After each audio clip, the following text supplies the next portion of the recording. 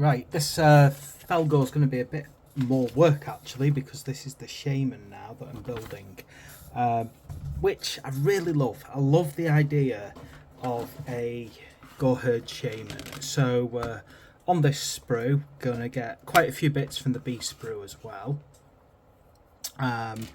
following my purple markings as I go. Yeah, I don't know, it's just like a shaman is just such a fantasy thing, really, in a lot of ways. So, I better say which parts I'm getting out. 27 and 28 helps, doesn't it? Yeah, it's just such a fantasy world type creature. So to have it in Warhammer 40k is really cool.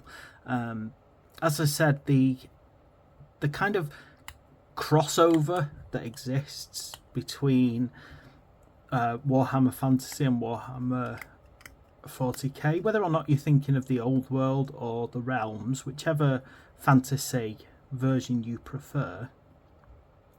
And you know, I'm not going to go into a debate about which one's better, one versus the other, because they're both brilliant in their own way. And I don't want either of those games to kind of disappear. I love the Old World for the ranking systems. You know, I love the Old World for, you know, like, just because it sits in my heart as, you know, like the first proper war game that I ever played, where everything ranked up and based. You know, so it's always going to have that special place. But, you know, the Realms, the Age of Sigmar, it's actually really unique. I know at first it kind of felt rushed and the lore was a bit kind of hither and everywhere, but you know, when it's settled into itself, it's become its own really cool thing. You know, I love the Caradron Overlords. You know, I think the Stormcast Eternals look cool.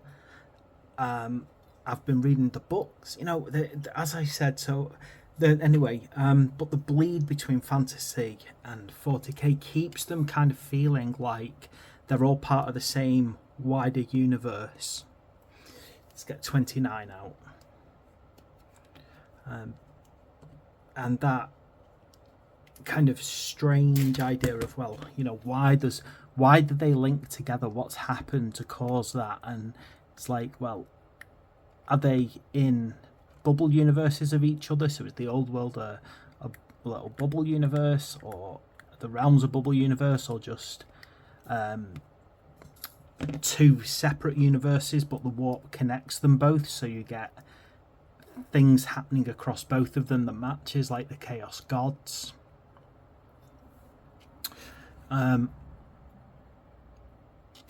know, or is it, this is one of my fan favourite little ones, is that the Old World at first was a kind of a experimental testing zone for the old ones, where they were kind of both preserving certain races that have evolved in the 40k universe, but also manipulating their genetics and things like that to see what they could create. Right, what else have we got? So I think we're done with that sprue for now. Yes, now this goes very complex because we've got a lot of pieces for this shaman. So to begin with, we need to get ourselves out number 6, this one here. Yes, and number 7, this little hand over here, just to make things as difficult as possible by having just a random little set of fingers. Yeah, so I ascribe to the idea that the old world and the realms were probably an Old One experiment that got kind of dragged, if not fully into the warp, then into a warp storm. But I also believe that as a result of that, what happens is, because it's kind of bridging between the two places. If you enter, it kind of psychically imprints from the Warhammer 40k universe, which I consider to be like not the true universe per se, but like where a lot of real things happen, because it's, you know, in our future, for want of a better word. And then what happens is powerful psychers in particular, they get imprinted onto the old world. And yeah, sorry, get this arm on right. Yeah, it just goes on like that.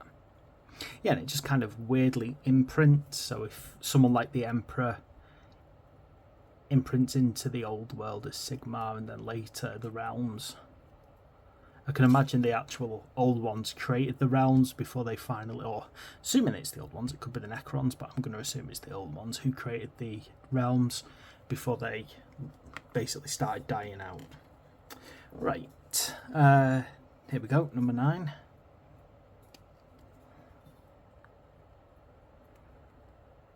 But like, I see that psychic imprint that of our world, our universe, that gets kind of imprinted onto the fantasy world.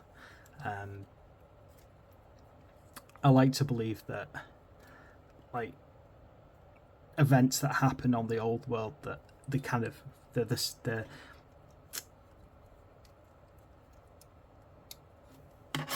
kind of bleed through. So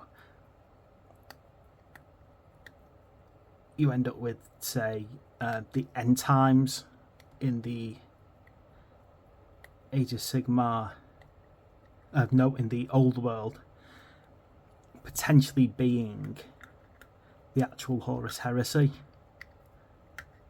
and Archaon is actually Horus's soul. For want of a better word. As I said, this is just me like having complete and utter fantasy. Fantasy about fantasy.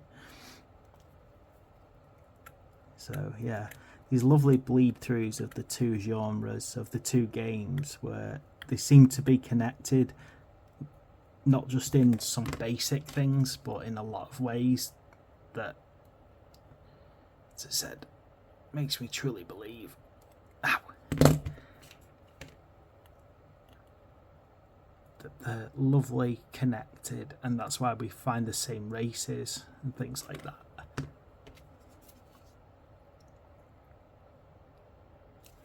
Okay, let's see if this one goes on. I hope this goes on alright. Whenever I feel like I've forgot something. Oh, I haven't got number 8 out yet. How am I going to stick that arm on without the other part? There it is.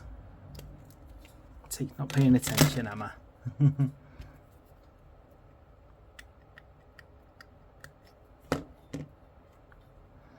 Right, let's get this arm on here.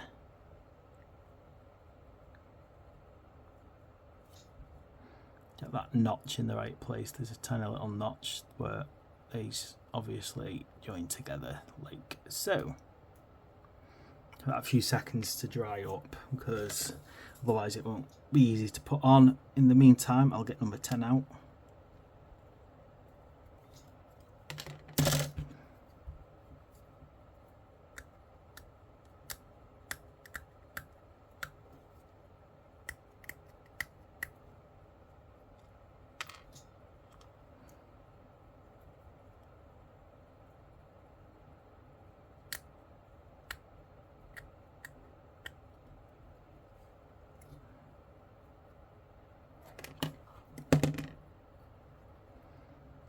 So, yeah, Shaman.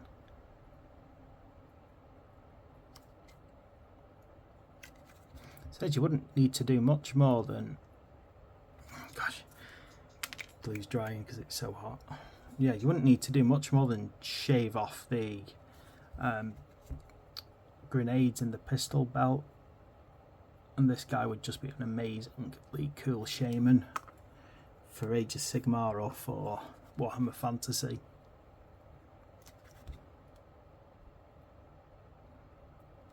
Come on.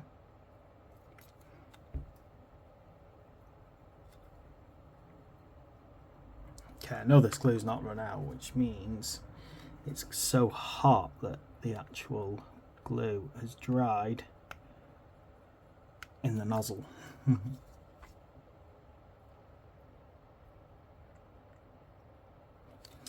But yeah, that's problematic. Luckily, I've got some wire here that should be able to unclog it. Good.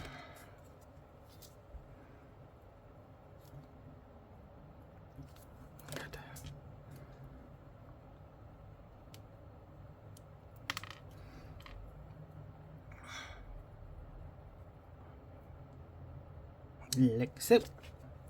Now let me just check the dry fit of this arm as well. It's a very weird positioning on this arm, so just making sure it, got to kind of twist it in a bit and it'll click in.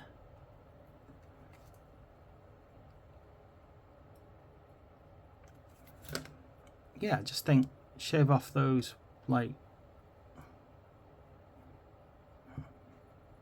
take away that grenade, that pistol belt, and that is a really cool Fellgor Shaman, isn't it?